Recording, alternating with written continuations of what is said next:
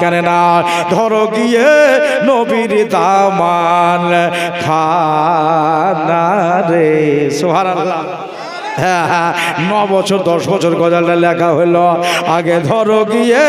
নবীর দামাল খানা নবীকে যেজন চাবে সেই তো খোদাকে পাবে খুলে দেখো কালামুল্লাহ এটা আল কোরআনের কথা রে এটা আল কোরআনের কথা আরে নবী রাজি না হইলে সবই তোমার বৃথা রে আগে ধরো গিয়ে নবীর দামাল খানা রে তোমরা ধরো গিয়ে নবীর দামাল খানা একবার জোরে বলেন তো সুবহানাল্লাহ। আচ্ছা নবীর প্রেমে নবীর মোহব্বতে এই ডাহিন হাতটা তুলে বলেন তো ইয়া রাসূলুল্লাহ। আল্লাহ কত আসে গো সব নিচে নামার আর নবীর নূরে খোদার নূরে নবী আলা আর তার নূরে জগৎ ও জালা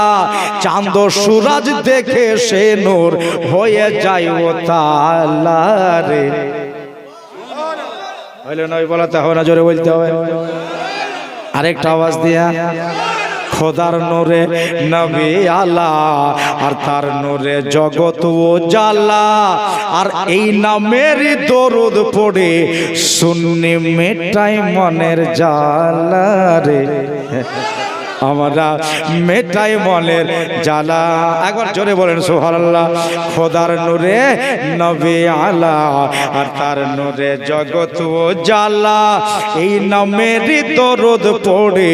সুন্নি মেটাই মনের জ্বালা রে আমরা মেটাই মনের জ্বালা আরে খোদা যাহার দরুদ পড়ে তোমার কি নাই যা না রে আগে ধরো গিয়ে নবীর দামান খানা রে তোমরা ধরো গিয়ে নবীর দামান খানা একটা সুন্দর বাড়িয়া শের ইমাম হুসাইন নবীর নাতি জ্বালিয়েছেন ইসলামের বাতি কারবালাতে শহীদ হয়ে পারলো তাহার জ্যোতি রে জোরে বলেন হোসেনের নাম মিটে গেছে নাকি মিটে গেছে কিন্তু এজিদের নাম মিটে গেছে কেউ ফাতিহা পড়ে না ওর নামে কেউ দরুদ পড়ে না ওর নামে কেউ আর নামে খিচড়া বানায় না আর মহরম মাস শুধু নয় সারা বছর হোসেন হোসেন হোসেন বলে না আর মহরম মাসে তো কতজন বেটা ছেলে বেটি ছেলে ছোট বড় যত আছে সব ইয়া হুসেন ইমাম তাহলে ওর নাম বাড়লো না কমলো হ্যাঁ উঁচু হয়ে গেল এই জন্য গোলাম হোসেন লিখেছে ইমাম হুসাইন নবীর নাতি জ্বালিয়েছেন ইসলামের বাতি কারবালাতে শহীদ হয়ে পারলো তাহার জ্যোতি রে দেখো পারলো তাহার জ্যোতি হুসাইন বলছেন কি এটাই তো নবী পাকের দিন কেমনে হবে ফানা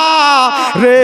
আগে ধরো গিয়ে নবীর দামাল খানা রে